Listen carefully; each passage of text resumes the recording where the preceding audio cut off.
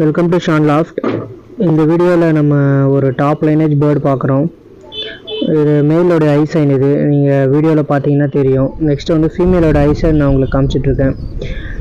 நல்ல ஒரு racer plus breeder. இது மேல் பாருங்கள் எப்படி இருக்குன்னு.